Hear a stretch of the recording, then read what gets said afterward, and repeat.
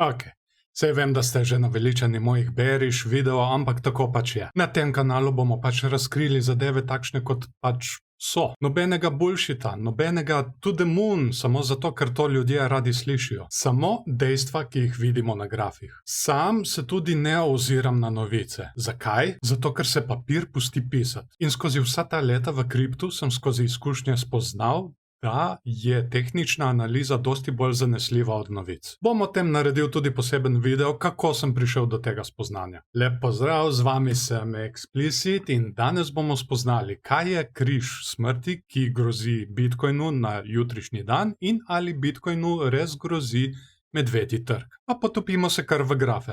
Gledamo Bitcoin dnevni graf. Najprej bullish stvari. Odločno smo prebili tale trendline in celo mejo 39.000. Uspeli smo se celo do nekje 41.300, tam nekje 352 in izrisala se je tudi Dragonfly Doji, svečka, ki je bullish. Vendar pa žal po volumnu vidimo, da te poteze nimajo moči za sabo, volumen je namreč vedno nižji. Pri RSI tudi vidimo, za kratek čas smo se povzpeli nad 50, potem smo pa spolzeli nazaj pod 50. Na grafu vidite še dve črti. Zelena, tukaj je 50-dnevni MA, rdeča pa 200-dnevni MA oziroma Moving Average. Ko 50-dnevni MA prebije 200-dnevni MA od odzgoraj navzdol, kar naj bi se zgodilo točno jutri, 19. junija, je to zelo slab znak. Rečemo mu križ smrti. Če imamo gibanje cene pod 200-dnevnim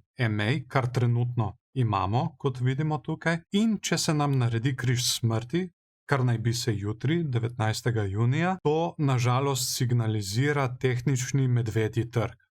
To je sedaj tedenski Bitcoin graf, ki ima še večjo moč kot dnevni. Kar se vidi tukaj, pri teh svečkah zadnjih par tednov, je velik pritisk prodajalcev. Ta zadnja tukaj se pa mora še končati, tako da bomo videli, kaj se bo izrisalo po vikendu.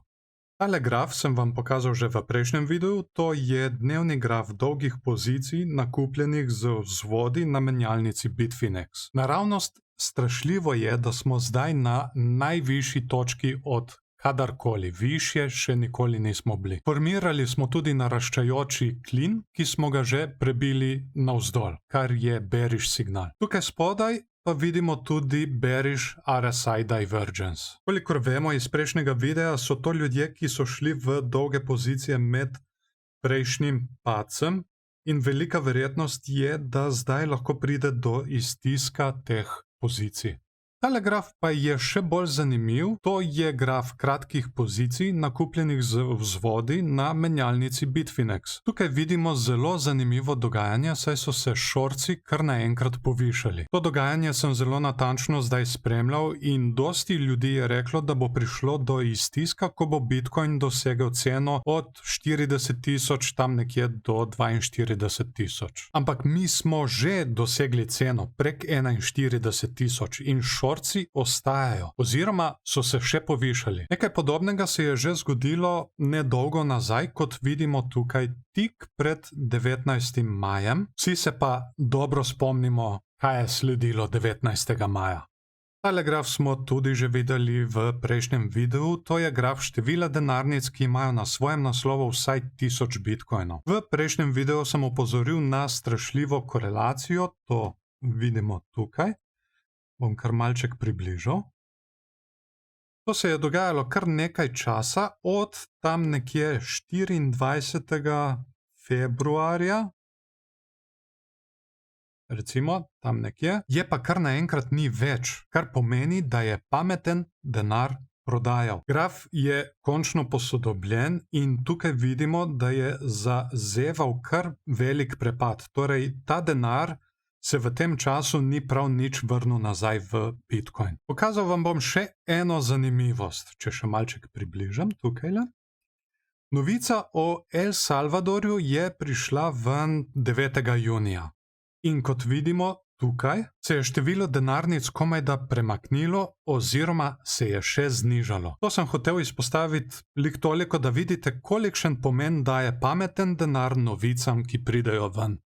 Pa si poglejmo še malce tržno kapitalizacijo altcoinov, to je dnevni graf. Tukaj jasno vidimo, da se nam izrisuje Head and Shoulders, je kar precej velik in to je tudi zelo slab bearish signal. RSI tukaj vidimo je še vedno pod 50 in Stochastic RSI se počasi križa navzdol. Če bo Bitcoin res doživel še en padec, kar je zelo verjetno po jutrišnji formaciji križa smrti, znajo altcoini kar precej nastradati. Sploh pa tisti, ki so bili zdaj v tem ciklu dobesedno napumpani, to so razni Dogecoini, Shiba Inu in podobno.